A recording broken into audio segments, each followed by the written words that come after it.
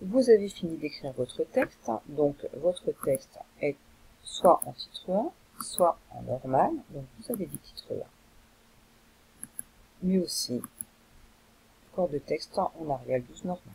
Maintenant, il faut le présenter. Vous avez pour consigne de le présenter avec une page de garde ainsi qu'une page avec où figurera votre table des matières.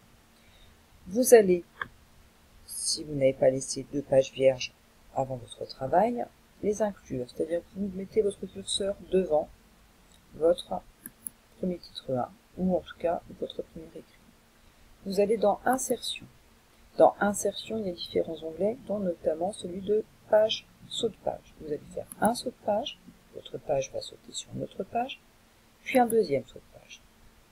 Cette page sera consacrée à la table des matières, et celle-ci sera votre page de présentation. On va d'abord s'occuper de la table des matières. Puisque vos titres, et c'est là où il est important d'avoir des titres 1 et des titres 2, vos titres sont titre 1, titre 2, vous allez facilement pouvoir, en cliquant dans cette page, en essayant de mettre de façon un peu plus centrée, facilement intégrer une table automatique.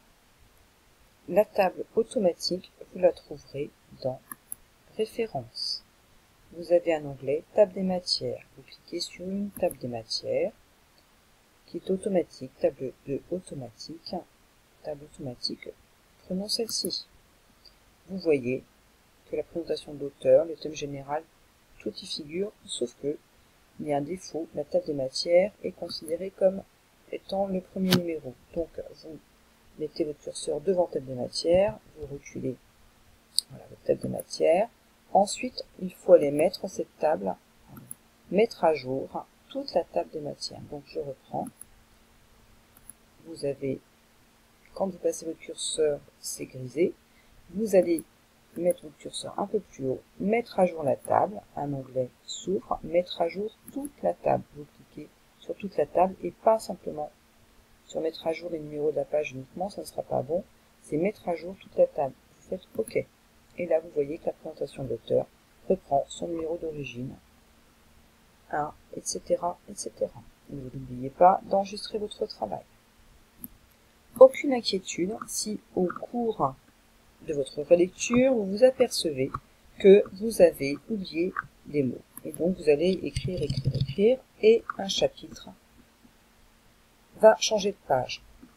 Ce n'est pas un problème. Vous allez ensuite, avant de remettre à la toute fin de votre travail, remettre à jour votre table des matières, mettre à jour toute la table. Vous voyez que 3, 3, 4, 5, 5, voyons ce qui se passe, 3, 4, 4, donc le thème général a changé de page. Et ainsi de suite. N'oubliez pas, c'est dans la mise à jour, mettre à jour toute la table, et vous faites OK. Et votre table sera impeccable. L'intérêt de la table telle qu'elle est présentée, c'est que si je double-clique sur thème général, je vais faire CTRL, clic, et je tombe directement sur votre thème général, et ainsi de suite.